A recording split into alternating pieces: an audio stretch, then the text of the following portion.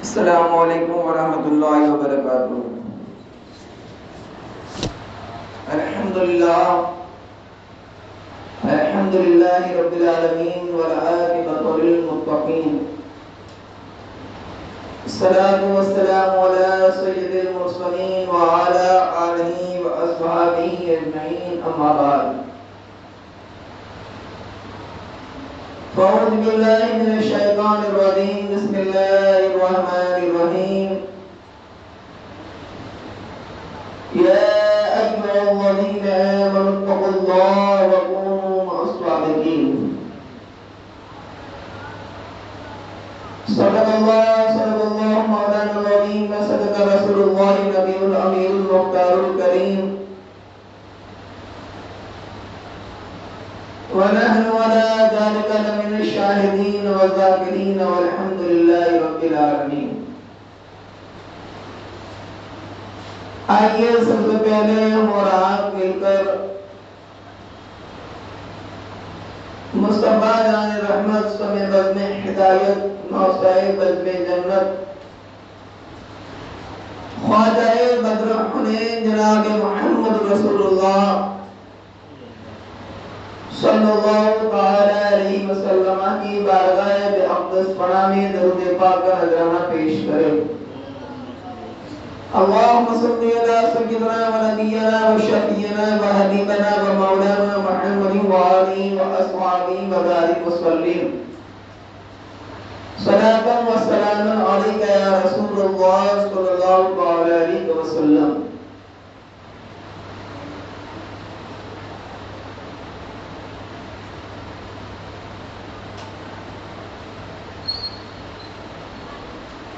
اس کو عزت بادشاہ وقت سے بڑھ کر ملی،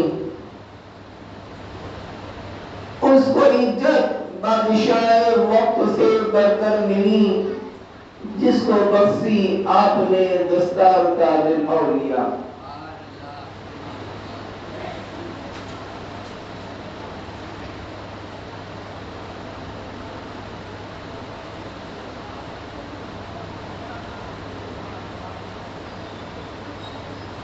حضرات گرامی،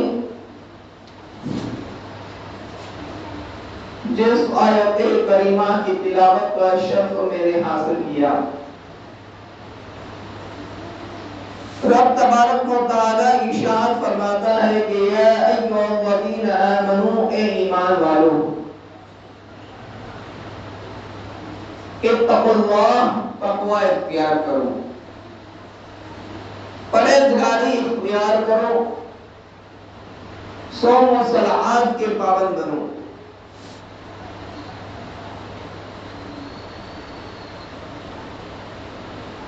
پہلا تو ایمان والے سے رب تبارک و تعالی مخاطب ہے۔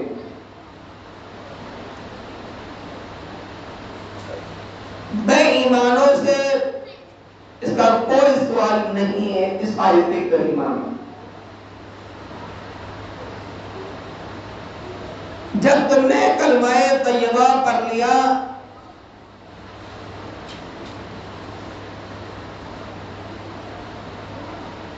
اللہ کے ایک ہونے کا، رسول کی رسالت کا اقرار کر لیا، تو اس کے بعد اتقوا اللہ، تقوی اختیار کرو۔ یعنی صرف کلمہ پڑھ لینا، اپنے آپ کو مسلمان کہلانا کافی نہیں ہے، بلکہ کلمہ توحید کے بعد آپ کو اپنے آپ کے اندر عبادت کو لانا ہے، صوم و صلوات کا پابند ہونا ہے، خوف خدا والی زندگی اپنانا ہے، حرام و حلال کی تمیز کرنا ہے، زائد و نازائد میں فرق پیدا کرنا ہے، سمجھنا ہے۔ اب سوال یہ ہوتا ہے کہ یہ دونوں باتوں پر اگر انسان نے عملی کر لیا، عملی جامہ پہن لیا،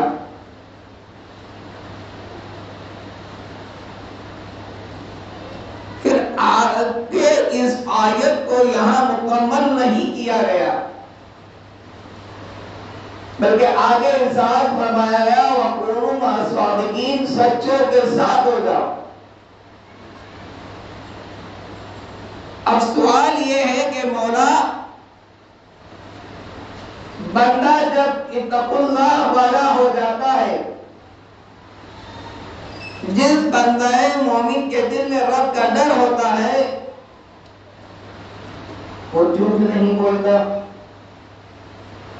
وہ غیبت نہیں کرتا، وہ چغلی نہیں کرتا، وہ سٹا نہیں کھیلتا، وہ ناجائز کام نہیں کرتا، وہ جوئے کے اور شراب کے قریب نہیں جاتا۔ تمام نیک اعمال بندہ کرتا ہے جب وہ اتقوا اللہ میں آ جاتا ہے، اللہ کا ڈر اس کے دل میں آ جاتا ہے، تو تمام باتیں وہ کر لیتا ہے۔ پھر اس کے لیے وَكُونُوا مَعَ الصَّادِقِينَ کی ضرورت کیا ہے، سچوں کے دامن سے وابستہ ہونے کی ضرورت کیا ہے؟ تو ایک آیت کریمہ میں رب تبارک و تعالی ارشاد فرماتا ہے کہ شیطان انسان کا کھلم کھلا دشمن ہے، کبھی عبادتوں پہ مغرور کر کر آپ کی عبادتوں کو ضائع کروایا جا سکتا ہے۔ یعنی بندہ مومن اگر کسی سچے کے ساتھ وابستہ نہیں ہے، کسی اولیاء کرام، کسی ولی کامل سے اپنے آپ کو جوڑا ہوا نہیں رکھا ہے، تو اس کا اعمال برباد ہونے کا اندیشہ ہے۔ یہ آیت کریمہ صاف صاف کہہ رہی ہے کہ وَكُونُوا مَعَ الصَّادِقِينَ، اے ایمان والو اللہ سے ڈرو، اتقوا اللہ والی زندگی اپناؤ، اور اس کے بعد سچوں کے دامن سے وابستہ ہو جاؤ۔ تو یہ اللہ والوں کے دامن سے وابستہ رہو گے تو تمہارے ایمان کی بھی حفاظت ہو جائے گی، تمہارے عقیدے کی بھی حفاظت ہو جائے گی، اور تمہارے عمل کی بھی حفاظت ہو جائے گی۔ اور اسی سچوں میں ایک سچے کا ذکر آزم کریں گے،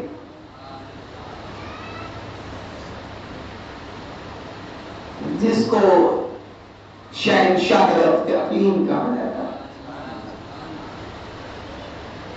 سرکار سیدنا غوثنا غیاثنا آقائی مزائی مولائی سید محمد تاج الدین رحمت اللہ تعالی علیہ تاج الاولیاء کا ذکر آج انشاءاللہ تعالی ہم کریں گے۔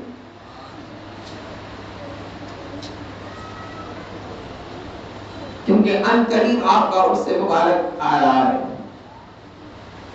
اور شہر ناگپور ہی نہیں بلکہ ہندوستان کے باہر بھی شہنشاہ رفت اقلیم سردار سیدنا بابا تاج الدین رحمت اللہ تعالی علیہ کے چرچے ہیں۔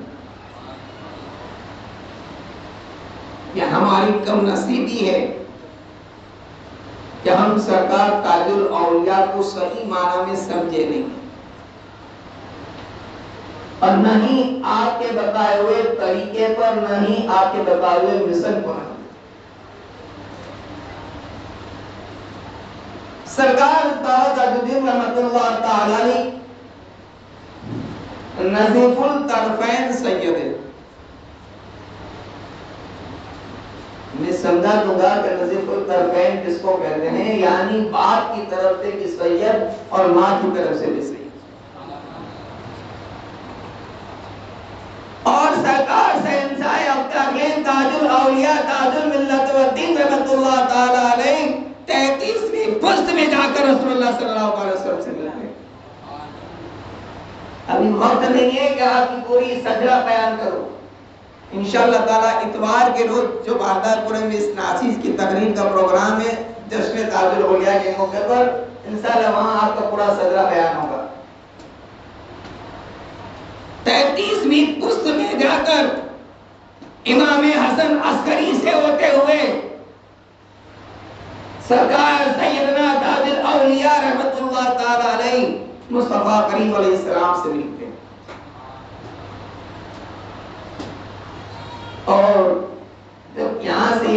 سمجھ میں آئی کہ جب سیدوں کا گھرانہ ہے تو عربی ہے،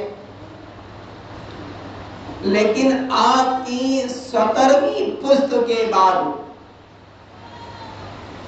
آپ کے آبا و اجداد مدراس میں رہنے آئے، مدراس کے شہر کرول میں، جسے آج چنئی کہتے ہیں مدراس کو، وہاں آئے آپ کا آبا و اجداد، اور تمام کے تمام پشت میں بپشت 33 کے 33 پیر طریقت، اور آج بھی کنول کے اندر آپ کے آبا و اجداد کی مزاریں ہیں، اور اس وقت سے آج تک ان خاندان کو مدراس کی سرزمین پر پیران کنول سے پہچانا جاتا ہے۔ سرکار تاج الاولیاء علیہ رحمت و رضوان کے نظر دادا حیدرآباد تشریف لائے مدراس سے، اور آپ نے ملٹری میں جوائن کی نوکری، پھر ان کے بعد آپ کے پردادا بھی اسی میں جوائن ہوئے، اس کے بعد آپ کے دادا اس میں جوائن ہوئے، اور اس کے بعد سرکار تاج الاولیاء کے والد گرامی،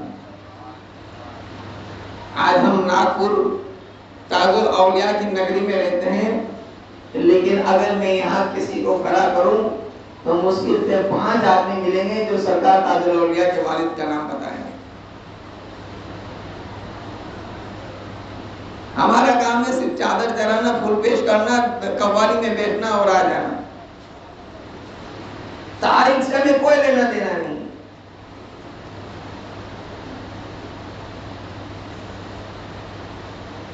سرکار شہنشاہ اختیار سرکار تاج الملت والدین رحمت اللہ تعالی علیہ کا والد کا نام حضرت سیدنا سید بشیر الدین رحمت اللہ تعالی علیہ، آپ کے دادا سرکار تاج الاولیاء کے دادا، حیدرآباد سے آپ کا ٹرانسفر ہوا ملٹری میں، اور ناگپور سے قریب ایک علاقہ جسے کامٹھی آج کہتے ہیں، حالانکہ اس کا صحیح نام کامٹھی نہیں ہے، وہاں پر تشریف لائے اور اپنی ملازمت کو جاری و ساری رکھا۔ وہیں سرکار شہنشاہ اختیار کے والد گرامی سید بشیر الدین صاحب نے بھی ملٹری میں جوائننگ کی، اور وہاں کے ہی ایک قبیلے کی سید جادے کی بچی جس کا نام ماں مریم تھا، ان سے سرکار سیدنا بشیر الدین رحمت اللہ تعالی علیہ کی نکاح ہوئی، اور ماں مریم کا اپ نام گورن بھی تھا، سرکار تاج الاولیاء کی اماں کا نام۔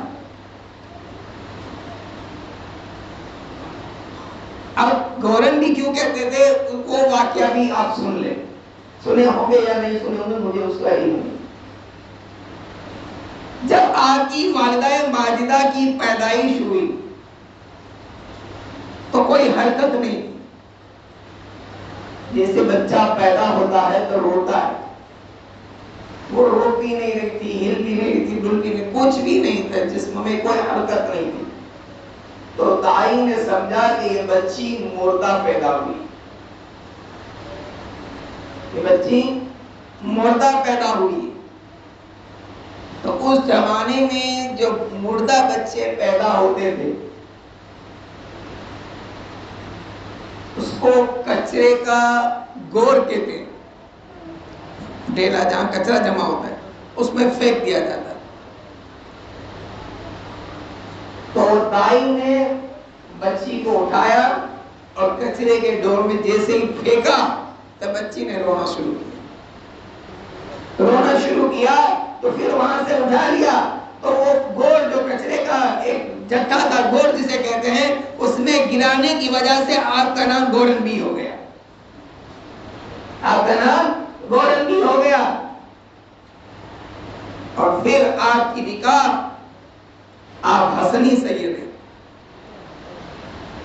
اور حسینی شہزادے سید بشیر الدین جو امام حسن عسکری رضی اللہ تعالیٰ عنہ کی اولاد میں سے ہیں۔ اور میں نے ابتدا میں بتایا کہ حضور اکرم علیہ السلام کی 33ویں پشت میں سرکار شہنشاہ عبدالخلیق ملتے ہیں۔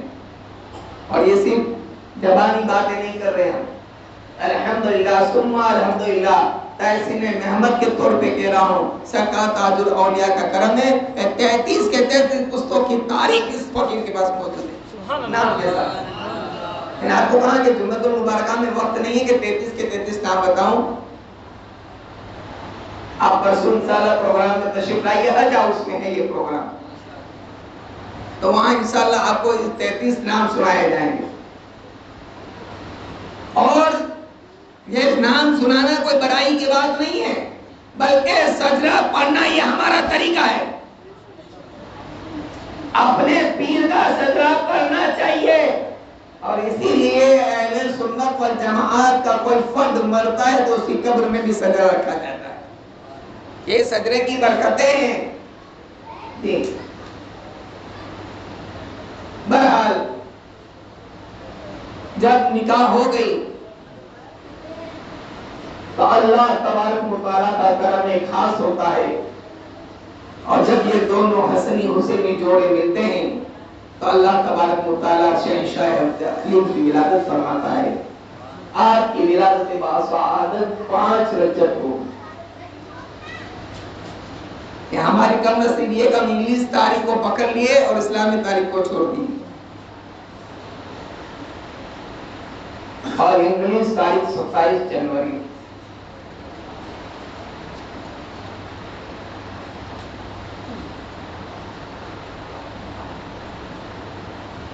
آپ کی ولادت ہوئی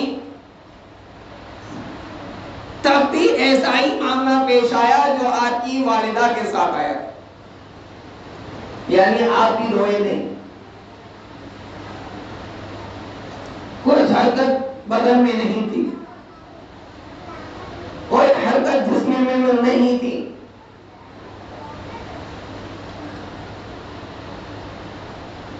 دائی نے بہت کوشش کی، ہر طریقے سے تکلیف دے کر آپ کو رلانے کی کوشش کی، نہیں اٹھے۔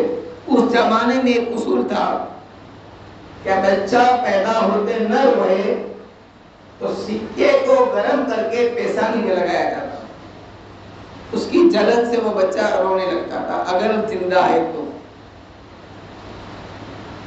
تو پھر آخر یہی کام انجام دیا گیا اور سکے کو جلا کر آپ کی پیشانی مبارکہ پر رکھا گیا تو آپ رو پڑے، اور وہ سکے کا نشان تاریخ لکھنے والے لکھتے ہیں کہ تا عمر سرکار تاج الاولیاء کی پیشانی مبارک رہا۔ یہ آپ کی مختصر سی ولادت کا ذکر میں نے آپ کے سامنے کیا۔ اس کے بعد آپ کی عمر شریف بڑھتی رہی۔ سب سے پہلے آپ کی ولایت کو، یعنی آپ ولی ہے، اس کو سب سے پہلے کسی نے ظاہر کیا تو وہ شہنشاہ کام تھی حضرت سیدنا عبداللہ سنوشاہی رحمۃ اللہ تعالیٰ علیہ، کہ 6 سال کی عمر تھی سرکار تاج الاولیاء کی، اور سرکار تاج الاولیاء کی 6 سال کی عمر شریف میں حضرت سرکار سیدنا عبداللہ شاہ بابا رحمۃ اللہ تعالیٰ علیہ آپ کے مدرسے میں تشریف لاتے ہیں اور استاد سے کہتے ہیں کہ یہ بیٹا تو اجر سے پڑھ کے آیا ہے، اسے کیا پڑھا رہے ہیں۔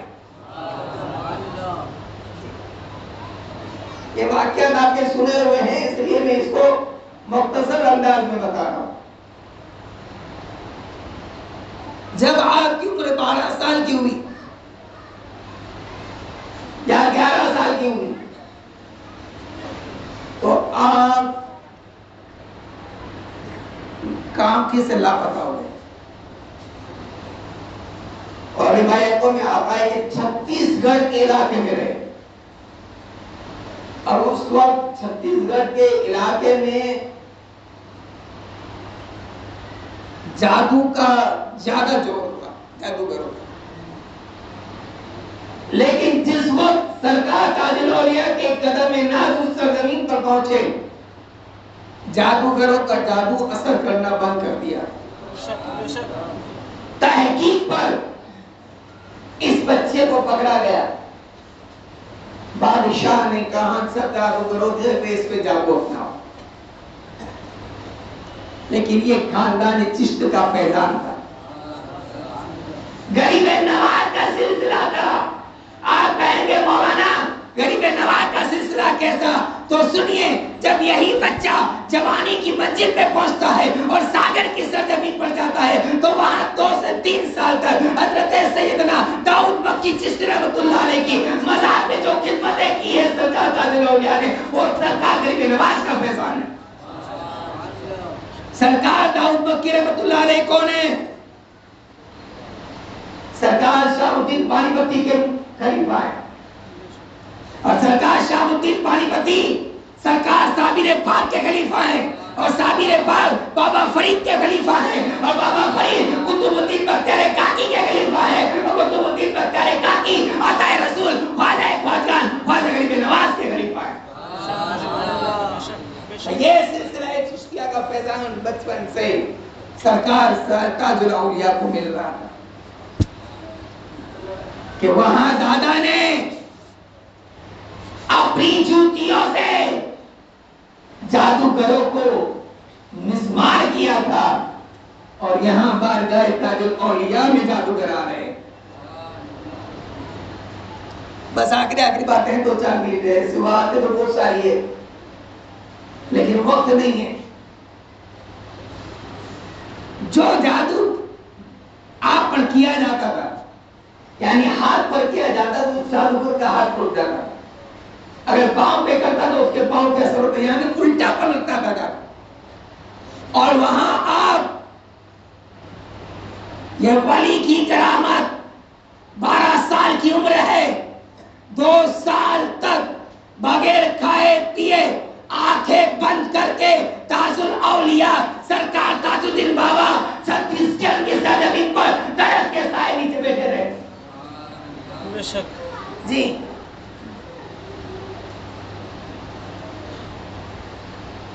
اس کے بعد پھر کام کیا ہے. یہاں کرامتوں کا ضرور ہوتا رہا. آخرکار کنہان میں ایک بار سیلاب آیا اور تقریباً آپ کی عمر اس وقت 27 سال غالباً تھی. اس وقت میں سیلاب میں تمام چیزیں برباد ہوئی، اکثر مکانات برباد ہوئے. اور آپ کے ماموں، کیونکہ آپ کے والدین کا انتقال ہو گیا تھا، آپ 1 سال کے تھے تو والد کا انتقال ہو گیا تھا. اور تقریباً عمر بچپن ہی میں آپ کی والدہ کا بھی انتقال ہو گیا. اور اس کے بعد آپ کی نانی نے آپ کی پرورش کی تھی، لیکن پھر نانی کا بھی انتقال ہو گیا. اس کے بعد آپ نے ماموں سے کہا کہ میں کاروبار میں لگ جاؤں گا، میں کچھ بھی ذریعہ معاش کے کام میں لگوں گا. آپ کی ہائٹ اونچی تھی تو ماموں نے کہا کہ تم بھی ملٹری میں لگ جاؤ، اور ملٹری میں لگا دیا گیا.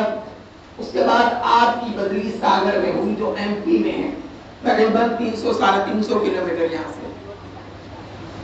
آپ وہاں ساگر میں گئے، وہاں تقریباً 2-2.5 سال تک رہے.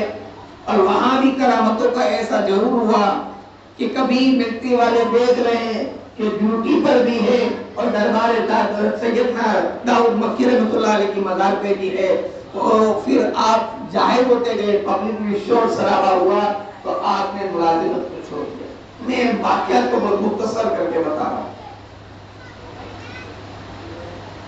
المختصر، سرکار تاج الاولیاء رحمۃ اللہ تعالی علیہ نے اپنی زندگی میں بے شمار کرامتیں دکھائی. کام کی میری کرامتوں کا ضرور ہوا. اور لوگوں کی محبت کرنے والوں کی تعداد بڑھنے لگی. پتھروں کو مٹھائی کرتے ہوئے لوگوں نے دیکھا اور بچے آپ کو پتھر مارتے تھے پاگل سمجھ کے، تو آپ کہتے تھے کہ یہ تو پھول ہیں، انہیں نہ بولا جائے. یہ آپ کا اخلاق کریمہ تھا اور یہی آپ نے اپنے چاہنے والوں کو اخلاق دیا. نماز کی تلقین کرتے رہے زندگی پر. سرکار شہنشاہ تعلیم کے مانگنے والوں، تاج الاولیاء کے دامن سے وابستہ رہنے والوں، میرے تاج کا ایک قول یاد رکھنا اور اپنی زندگی میں اس کو ہمیشہ بنا کے رکھنا. سرکار تاج الاولیاء یہی کہتے تھے کہ تاج الدین کوئی چڑیا نہیں ہے کہ اڑ جائے، پہلے اللہ اللہ کرتے پھر تاج الدین کے پاس آ گئے. اس سے ہمیں سمجھ میں آ گیا کہ اگر تم نماز چھوڑ کر ہر جمعرات تو کیا، ہر 26ویں تو کیا، اگر روزانہ بھی جائیں گے تو بھی سرکار تاج الاولیاء خوش نہیں ہونے والے، خوش نہیں ہونے والے. کیونکہ سرکار تاج الاولیاء نے اپنی زندگی پاک میں کہہ دیا تھا کہ پہلے اللہ اللہ کرتے پھر تاج الدین کے پاس آ. لہذا میرے عزیزو دوستو، اپنی زندگی میں نمازوں کو قائم کرو اور پھر ان اللہ والوں کے دامن سے وابستہ رہو، تو انشاءاللہ تعالی سرکار تاج الاولیاء کا کرم خاص ہم پر نازل ہوگا. اور اس وقت سے جب سے وہ یہاں تھے حیات رہے تب بھی اور آج قبر انور میں ہے تب بھی اپنا فیضان جاری و ساری رکھے ہیں اور مرتے دم تک جاری و ساری. اور ہمیشہ ہم گنہگار پر سرکار تاج الاولیاء کا فیضان جاری و ساری رہے گا، کیونکہ یہ وہ اللہ کے مقدس ولی ہیں جن کے دامن سے وابستہ ہونے کا اللہ تبارک و تعالیٰ نے ہمیں حکم دیا ہے کہ وَقُومُوا الصَّادِقِينَ، اے ایمان والو سچوں کے ساتھ ہو جاؤ. تو یہی سچوں میں ایک ذات کا نام سرکار تاج الاولیاء تاج الدین شہنشاہ تعلیم ہے. اللہ تبارک و تعالیٰ ہمیں مصر تاج الاولیاء پر عمل کرنے کے توفیق رفیق عطا فرمائے اور سرکار تاج الاولیاء کے دامن سے وابستہ رہنے کے توفیق رفیق عطا فرمائے. دو اعلانات سماعت فرما لیں. ایک تو یہ کہ آپ لوگ جانتے ہیں کہ یہ کھلا ہے اور یہاں شدت کے ساتھ ضرورت ہے گیٹ لگانے، کیونکہ کتے وغیرہ بھی اندر آ جاتے ہیں اور جانور بھی اندر آتے ہیں اور مسجد کی بے حرمتی ہوتی ہے. اکثر رات میں بچے بھی یہاں سوتے ہیں، جہاں تک میں نے سنا ہے مدرسے کے. تو اللہ نہ کرے کوئی نقصانات ان پر بھی آ سکتا ہے. اور دوسری بات، سب سے بڑی بات تو یہ کہ مسجد میں ناپاک جانور آئے گا، گلیز کرے گا، ناپاکی کرے گا، تو اس کا گناہ کس پر ہوگا؟ تو کم سے کم 12 یا 15 ہزار روپے کا اس کا خرچہ ہے گیٹ لگانے کا. تو آپ حضرات سے میری معتبرانہ گزارش ہے، آپ کہیں گے کہ آپ ہر جمعہ آتے ہیں اور مانگتے رہتے ہیں، تو یہ تو میرے آقا علیہ السلام کی سنت ہے مسجد کے لیے مانگنا اور دینا صحابہ کی سنت ہے. تو سنت کے ساتھ یہاں جلد سے جلد گیٹ لگانے کا انتظام ہو جائے، اس کے لیے آپ لوگ زیادہ سے زیادہ کوشش کریں اور زیادہ سے زیادہ تعاون کریں، زیادہ سے زیادہ اس میں حصہ لیں. دوسرا اعلان یہ ہے کہ انشاءاللہ تعالیٰ بروز اتوار بعد نماز عشاء فوراً، کیونکہ پرمیشن کا مسئلہ ہے اور 10:30 بجے تک کی ہم کو پرمیشن وہاں ملی ہے حج ہاؤس میں، جس میں خصوصی آمد زندہ ولی مظلوم کامل سرکار سیدنا سرکار جنانی سرکار گڑچرولی شریف کے صاحبزادے سرکار سیدنا حسینی میاں قبلہ دامت برکاتہ عالیہ کی تشریف آوری ہوں گے.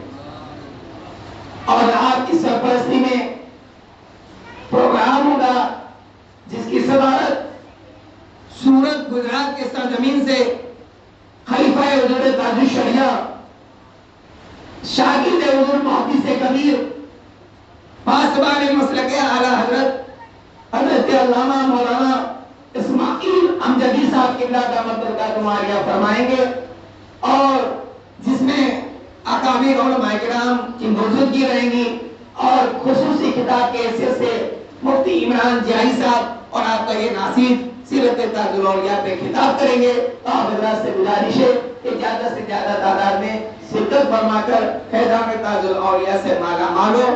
آنے والی یعنی پرسوں کی اتوار، بروز اتوار بعد نماز عشاء فوراً حج ہاؤس میں یہ پروگرام منعقد ہوگا، تو آپ حضرات زیادہ سے زیادہ تعداد میں شرکت فرمائیں اور فیضان تاج الاولیاء سے مالا مال ہو۔